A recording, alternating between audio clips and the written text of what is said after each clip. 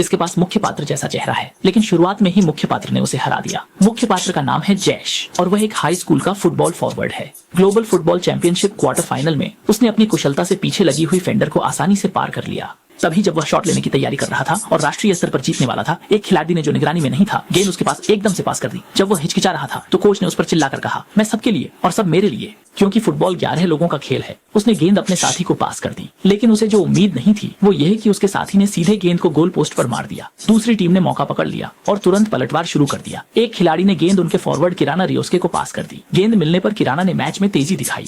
जब किराना पत्रकारों का साक्षात्कार कर रहे थे, उनके साथी कोच द्वारा मानसिक रूप से प्रभावित हो रहे थे। कोच ने सभी को बताया कि हालांकि यह मैच हार गए, लेकिन उनके लिए उनकी टीम के खिलाड़ी सबसे अच्छे हैं।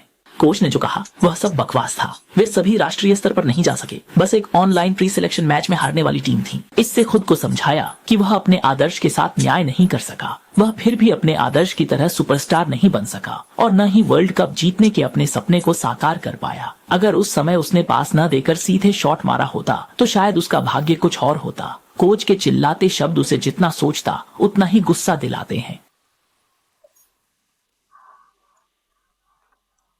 बदबू।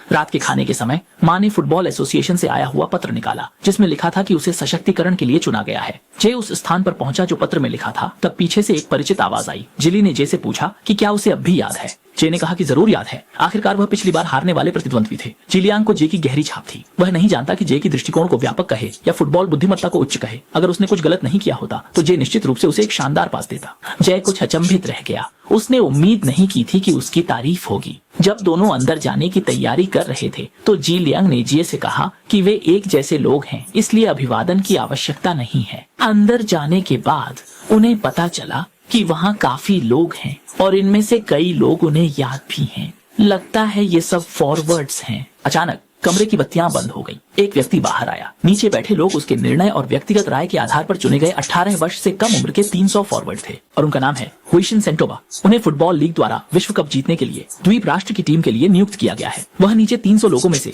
विश्व की प्रथम आक्रमण अग्रिम पंक्ति का प्रयोग कर रहे हैं और प्रयोग के लिए उपयोग की जाने वाली सुविधा है ब्लू प्रिजन। आज से नीचे के 300 लोग यहाँ साथ मिलकर जीवन बिताएंगे। विशेष फुटबॉल प्रशिक्षण पूरा करने के लिए इस दौरान घर नहीं जा सकते। अपने पिछले फुटबॉल करियर को पूरी तरह से अलविदा कहना होगा। यदि यहाँ की प्रतिस्पर्धा में आप अपराजय रह सकते हैं और अन्य 299 लोगों को बाहर कर सकते हैं, तो अंत में बचे रहने वाला व्यक्ति विश्व का नंबर 1 स्ट्राइकर बन सकता है। जिलियांग ने कहा कि वह हुइशिन की कही बातों को स्वीकार नहीं कर सकते। उनके सभी के पास अपनी कीमती टीमें हैं और राष्ट्रीय प्रतियोगिता की तैयारी करने वाले खिलाड़ी भी हैं। वह अपनी टीम को छोड़कर किसी अज्ञात प्रशिक्षण में भाग नहीं लेंगे। नीचे खड़े कई लोग भी जिलियांग की बातों से सहमत थे।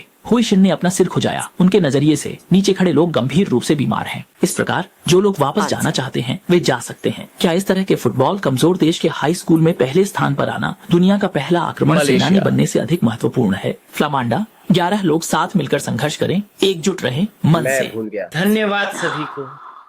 जेन, क्या ये तुम ही नहीं हो? मैं कर सकता हूँ। हम? उसका कोई मतलब नहीं। यह बहुत घमंड है। धन्यवाद सभी को। मैं सभी खेलों में पुरानी चीज करता हूँ। आसमान पर कब्जा करने वाला सबसे महान होता है। जिलियांग चाहती हैं कि हृदय उन बातों को वापस ले जो उन्होंने अभी कही थी। राष्ट्रीय फुटबॉल प्रतिनिधि टीम में भी कई खिलाड़ी हैं जो सम्मान के योग्य हैं। वे सभी जिलियांग के आदर्श हैं। उनके दृष्टिकोण से हृदय ने जो कहा वह पूरी तरह से गलत था।